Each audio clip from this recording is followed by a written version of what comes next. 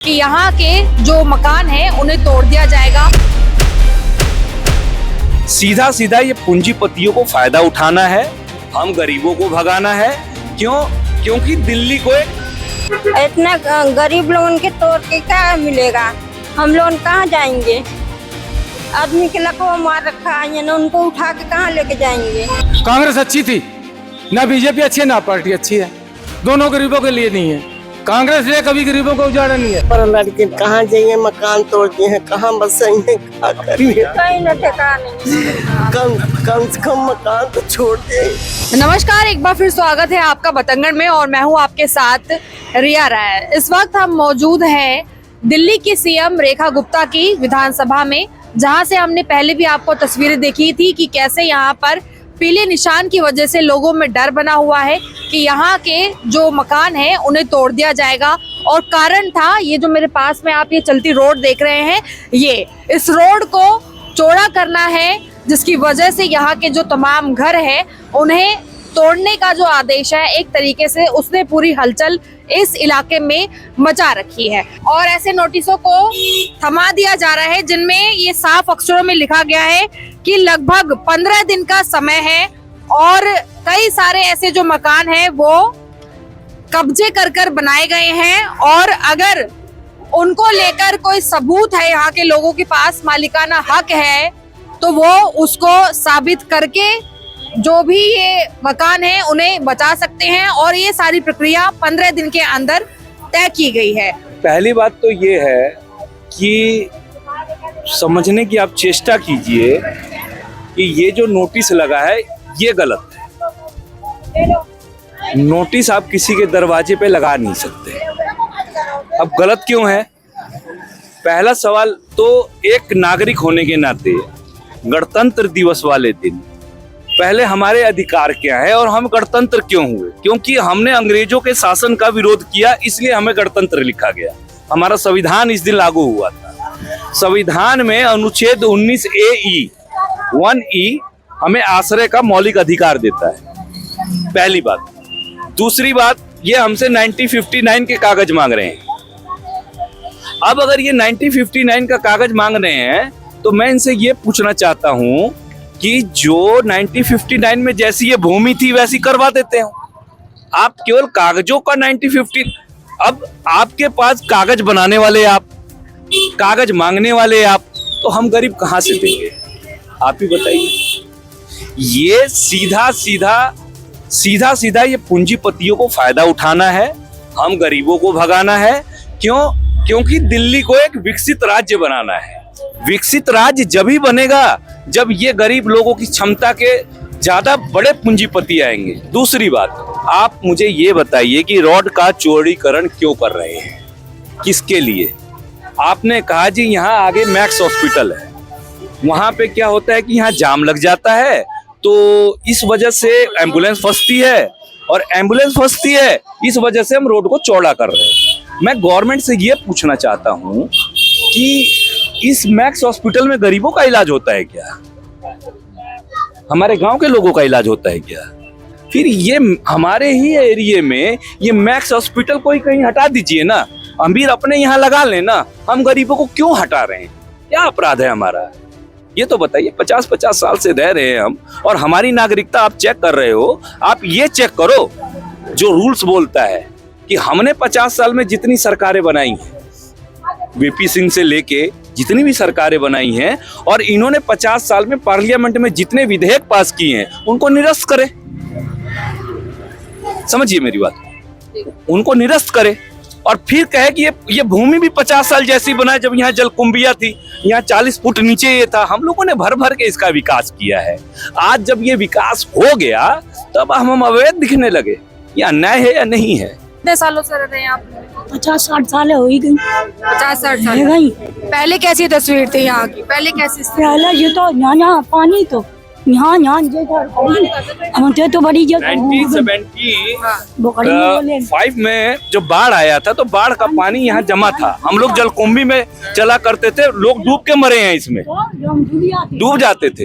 ये पोजीशन थी। और आज अब हमारा रोड तोड़ के और हमारी लाशों के ऊपर से उन लोगों को, पूंजीपतियों के लिए इलाज चाहिए और हमारे लाशों के ऊपर से, ये अन्याय है। गरीबों के साथ अन्याय है। मैं माननीय मुख्यमंत्री और सारे मंत्रालयों से ये अपील करता हूं कि प्लीज हम लोगों पे कृपा करें और इस मैक्स हॉस्पिटल को ही कहीं ले जाए। ना रहेगा बांस ना बजेगी बांस। दिल्ली में आप लोग आए सुविधा के लिए आए होंगे यहाँ? हाँ, सुविधा के लिए आए हैं। ढो ढो के माटी ऊपर करे हैं। इतना गरीब लोगों के तोड़ के क्या मिलेगा? हम लोग कहाँ जाएंगे? आदमी के लकवा मार रखा है ना, उनको उठा के कहाँ लेके जाएंगे? 3 बेटियां हैं, छोटे छोटे बच्चे हैं, बहू को कहाँ जाएंगे? हैं? पैसा भी नहीं है कि कहीं किराया पर ले सकते हैं। खाने के नून रोटी मिल जाए वही बहुत है। परिवार में कितने सदस्य हैं? 8 हैं। 8 है।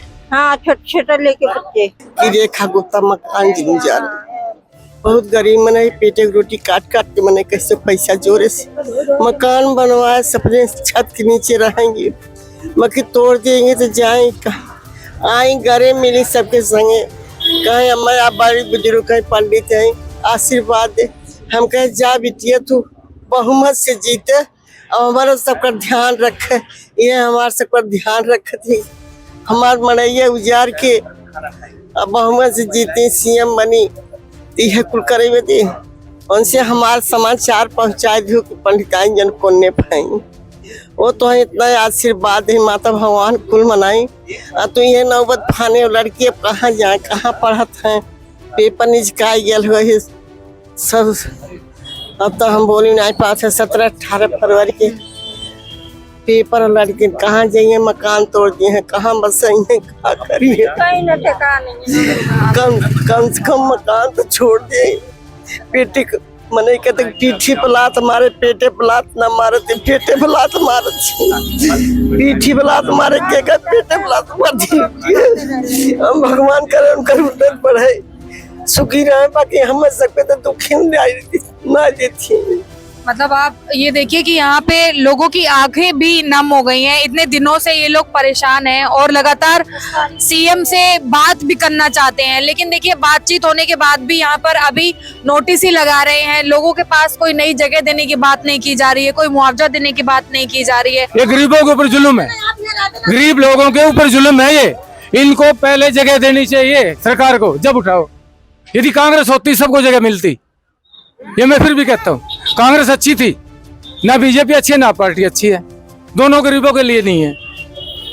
कांग्रेस ने कभी गरीबों को उजाड़ा नहीं है कि भी उठाया तो जगह दी है पहले जब उठाया उनको। मैं किसी पार्टी से बिलोंग नहीं करता, लेकिन जो अच्छे थे अच्छे कहेंगे। सानी जी, जैसे यहाँ पे लोगों ने प्रदर्शन भी किया, कितनी बार सीएम दफ्तर के लिए भी चले गए, अब तक कैसे मुलाकात हुई सीएम से या नहीं? मैडम बोली है कागज चेक करवाओ, उसके बाद डिसाइड करेंगे। कागज कैसे चेक करने हैं? वो डीएम सर आएंगे यहाँ, उनको कागज जमा कराना है, उसके बाद वो डिसाइड करेगी, फिर एक्शन लेगी क्या होगा, क्या हो सकता है। वो अभी उसी बात के नोटिस यहाँ पे लगाए जी। तो यहाँ पे जितने घरों को लगभग 143 जैसा कि उसके अंदर लिखा हुआ है, तो सबके पास है वैसे? हाँ जी, सबके पास नोटिस भेजा है। सबके पास है जी। तो कोई सवाल नहीं पूछा आप लोगों ने कि काफी लंबे समय से रह रहे थे, पहले तो कभी ऐसा कुछ हुआ नहीं? सब कुछ पूछा गया है, कोई 30 साल से, कोई 40 साल से, कोई 50 साल से, सब कुछ पूछा गया है। उस पे ही मैडम ने बोला है आप अपना अपना कागज दो, हम डिसाइड करेंगे कौन कितने दिन से यहाँ पे हो। हाँ, और फिर एक बार मीटिंग लेगी, उसके बाद एक्शन लेगा कि तोड़ती है या नहीं तोड़ती है, या तोड़ती तो मुआवजा देती है या नहीं देती है, ये मैडम को पता है। जी। अच्छा, यहाँ पे कई लोगों ने ऐसा भी कहा कि जो यहाँ पे लगी हुई ईंटें हैं उनको बचाया जाएगा। ऐसा जब चुनाव हो रहे थे उस टाइम पर भी कि एक भी ईंट नहीं हिलेगी यहाँ की, और अब धीरे धीरे प्रक्रिया चालू हो गई है, क्या कहना चाहिए? ऐसा तो हमने खैर सुना नहीं, अगर बोला होगा तो कोई सुना है तभी बताया है। और हम लोग तो चाहते हैं और सभी चाहते हैं एक ईंट ना हिले, किसी का घर ना तोड़ा जाए।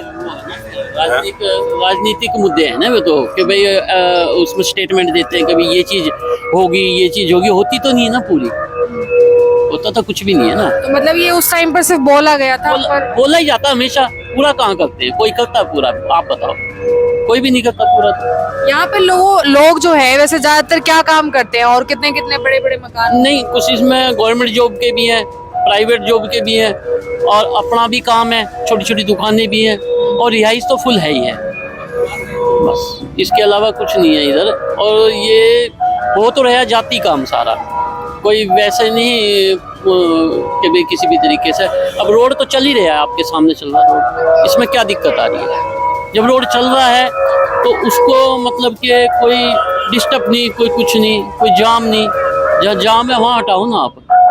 तो इसको क्या समझे कि क्योंकि ये विधानसभा क्षेत्र भी रेखा गुप्ता के उसमें ही आता है, कहीं ये विकास का तो नहीं मुद्दा है कि अपने विधानसभा क्षेत्र में विकास करवा रहे हैं? नहीं, विकास तो अलग चीज है, लेकिन जनता को हटा के विकास हो, वो क्या विकास हुआ फिर?